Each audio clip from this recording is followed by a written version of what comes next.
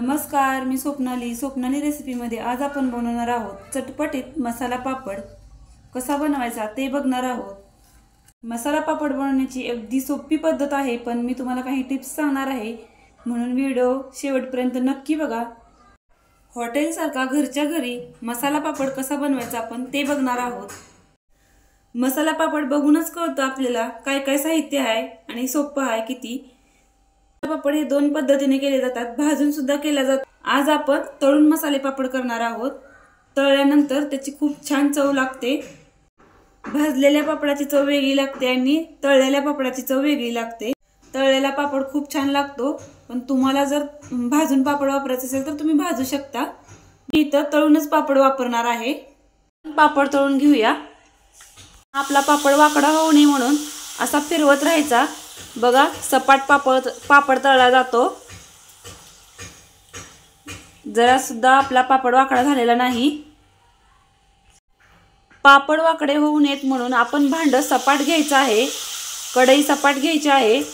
जास्त खोलगट घेतली तर आपल्याला त्याच्यामध्ये तेल सुद्धा जास्त ओतावं लागतं आणि पापड वाकडे होतात पटकन। अशा प्रकारे आपण सर्व पापड तळून घेऊया।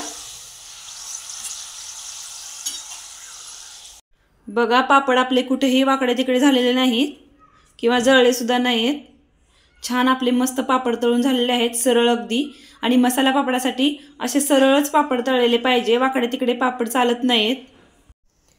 मी इथं मसाला पापड बनवण्यासाठी लागणारं साहित्य घेतलेलं आहे।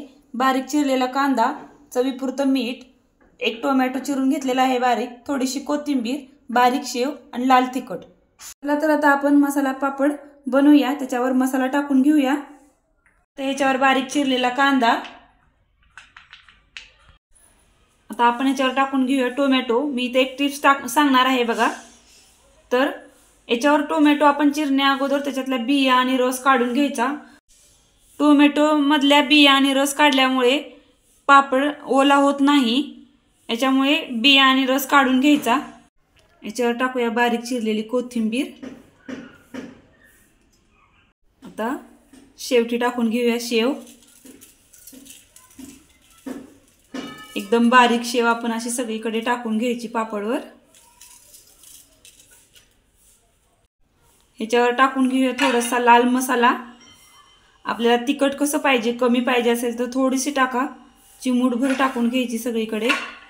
जर तुम्हाला झणझणीत हवा असेल तर जास्त टाकायची। याच्यामध्ये टाकूया चिमूटभर मीठ। मीठ थोडंसंच टाकायचं, कारण पापड आपला ऑलरेडीच खरट असतो। चिमूटभर मीठ टाकायचं सगळीकडे थोडंसं। वरून घालूया आणखीन थोडीशी बारीक चिरलेली कोथिंबीर।